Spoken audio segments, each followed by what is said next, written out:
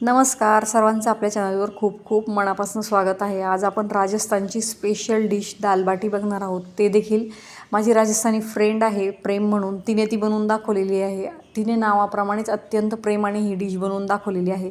हा जो व्हिडिओ आहे तो तुम्ही शेवटपर्यंत बघा, म्हणजे तुमच्या बाट्या खूप छान अशा क्रिस्पी बनतील। तर त्यासाठी तिने तिकडे गव्हाचं जे पीठ आहे ते चाळून घेतलेलं आहे। बरं, तिने टिप सांगितली की गव्हाचं पीठ घेताना रेडीमेड कधीही घ्यायचं नाही आहे, आपण चक्कीतनं पिसून आणलेलंच पीठ आपल्याला घ्यायचं आहे। साईड बाय साईड आम्ही काय केलेलं आहे, इकडे डाळ शिजून घेणार आहे। तर डाळ आपण एकच वापरतो, तर त्यांनी इथे 3-4 डाळी घेतलेल्या आहेत। राजस्थानमध्ये डाळींमध्ये फक्त आपण जी तूर डाळ वापरतो ती नसते, तर 2-3 डाळी मिक्स असतात, ज्यामध्ये चणा डाळ, मूग डाळ आणि तूर डाळ असते। आणि ह्या ज्या डाळी आहेत त्यांना टरफले आहेत, त्यामुळे थोडंसं पाणी टाकून तिने 2 मिनटासाठी ते गॅसवर गरम करत ठेवलेले, म्हणजे जे टरफले असतात ते लगेचच निघून जातात। आता बाटीचं पीठ कसं मळायचं ते बघा। इकडे चवीपुरतं मीठ आणि भरपूर असा ओवा तिने इथे टाकून घेतलेला आहे।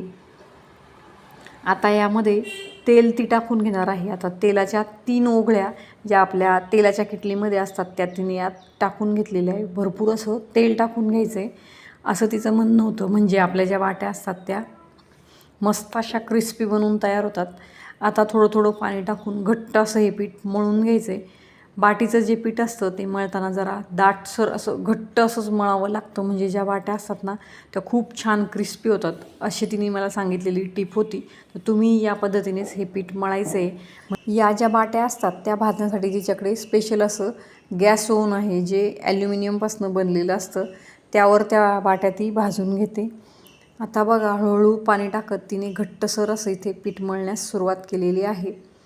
राजस्थानमधली अतिशय स्पेशल अशी ही डिश आहे। प्रत्येक घराघरामध्ये ही दाल बाटी जी आहे ती बनतेच बनते।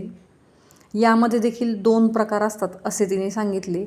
एक प्रकारची जी बाटी असते ती भाजून केली जाते, आणि दुसरी जी असते ती गरम अशा पाण्यामध्ये त्या उकळून मग नंतर त्या तळण्यात येतात, म्हणजे फ्राय करून त्या बनवल्या जातात।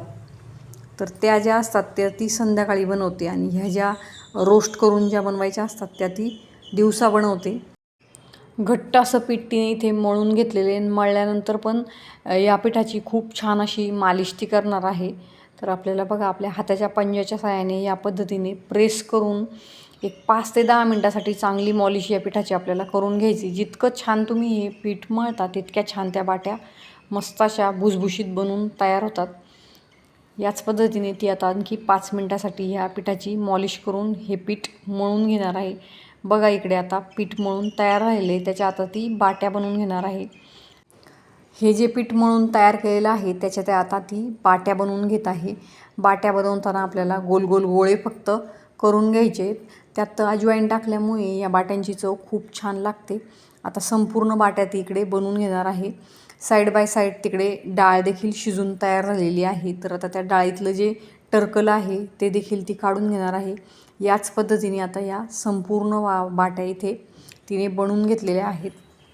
कुठलीही गोष्ट बनवण्याची एक टेक्निक असते, ती टेक्निक आपल्याला लक्षात आली की आपण ती गोष्ट खूप छान प्रकारे बनवू शकतो। बघा, या पद्धतीचं गॅस ओव्हन तिच्याकडे आहे। गॅस ओव्हनवर तिने या संपूर्ण बाट्या ठेवून घेतलेल्या आहे, आणि 2-3 मिनटाच्या अंतराने आपल्याला हे गॅस तिने खाली फुल केलेला आहे, त्यामुळे 2-3 मिनटाच्या अंतराने आपल्याला ते खोलून बघायचं आहे की बाट्या भाजून रेडी झाल्यात की नाही।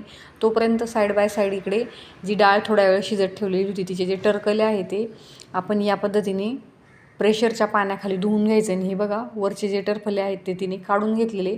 बाट्या देखील इकडे तिने पलटून घेतलेल्या आहेत, म्हणजे मग त्या जळायला नकोत। एक 5 ते 7 मिनटामध्ये या बाट्या बनवून तयार होतात। खालून जाळ खूप असल्यामुळे बघा कशा मस्त अशा क्रिस्पी त्या बनण्यास सुरुवात झालेली आहे। आता डाळ बनवण्यासाठी काही मसाला करून घेणार आहे। त्यासाठी तिने एक कांदा घेतलेला आहे, तो कांदा चिरून घेतलेला आहे। त्याचबरोबर एक टोमॅटो आणि 2 हिरव्या मिरच्या कट करून त्या इकडे चॉपरमध्ये टाकून तिने ते चॉप करून घेतलेलं आहे। बघा, या पद्धतीने हा मसाला तिने इकडे बनवून घेतलेला आहे। आता थोडंसं लसूण ती खलबत्त्यात कुटून घेणार आहे। खूप सोपी अशी ही रेसिपी आहे, फक्त त्यात काही बाटी बनवताना टेक्निक्स आहेत, त्या टेक्निक्स आपल्याला जमल्या की आपल्याला या बाट्या नक्कीच जमतील। बघा किती छान मस्त अशा क्रिस्पी बाट्या इकडे बनवून तयार झालेल्या आहेत. काही इकडे बनत आहेत, त्या खालच्या साईडने ती शेकून घेते. या छान अशा लाकडी टोपल्यामध्ये तिने त्या सजवलेल्या आहेत, म्हणजे उष्णता पटकन बाहेर पडून बाट्या मस्त आपल्या क्रिस्पी राहतील. आता इथे तिने लसूण कुटून घेतलेला आहे. फोडणीमध्ये तो आपल्याला वापरायचा आहे. पॅनमध्ये तेल गरम करून घेतलेलं आहे आणि त्यामध्ये तिने राई जिरे टाकून घेतलेले. त्यातच ती आता जो बारीक केलेला मसाला आहे तो टाकून घेणार आहे. लसूणही तिने टाकून घेतलेला आहे. हे जे मसाले आहेत ते तिने मस्त असे 5 मिनटासाठी परतू दिलेले आहेत. टोमॅटो चांगलं मऊसूत होईपर्यंत तिने 2-3 मिनटासाठी ते याच पद्धतीने तेलावर परतू दिलेले आहे. बनवायला अतिशय सोपी अशी ही डाळ आहे. बाटीमध्ये जराशे काही टेक्निक्स आहेत. आता या टोमॅटोमध्ये तिने बघा गरम मसाला, हळद पावडर आणि लाल तिखट टाकलेले आणि हे आपल्याला चांगले मऊसूत होईपर्यंत परतून घ्यायचे आहेत. डाळ बनवण्यास अत्यंत सोपी आहे, म्हणजे ज्या पद्धतीने आपण आपली डाळ बनवतो त्याच पद्धतीने ती बनवली जाते. फक्त त्यामध्ये काही मसाले एक्स्ट्रा ॲड केले जातात. त्यामुळे डाळ बनवण्यास तशी सोपी आहे. ट्रिकी ज्या आहे त्या बाट्या आहेत, कारण बाट्या काहींच्या खूप कडक बनतात. त्यामुळे मी तुम्हाला हा खास व्हिडिओ दाखवलेला आहे, कारण त्यातनं तुम्हाला कळेल की आपल्या चुका कुठे होतात आणि राजस्थानी लोक कशा पद्धतीने त्यांच्या ज्या बाट्या असतात त्या बनवतात. आता या डाळीमध्ये बघा थोडंसं तिने पाणी टाकून घेतलेलं आहे आणि याच पद्धतीने मसाला शिजू देणार आहे. नंतर जी आपण 3 शिट्ट्या घेतलेली डाळ आहे ती यात टाकून घ्यायची आणि आपल्याला 5 मिनटासाठी तिला एक उकळी येऊ द्यायची, की डाळ आपली बनवून रेडी होणार आहे. तुम्हाला आजचा हा राजस्थानी दाल बाटीचा बेत कसा वाटला ते मला नक्की कमेंटमध्ये सांगा आणि या पद्धतीने तुम्ही देखील बाटी ट्राय करून बघा. बघा किती छान अशा बाट्या इकडे बनवून तयार झालेल्या आणि डाळही आपली इकडे शिजून तयार झाली.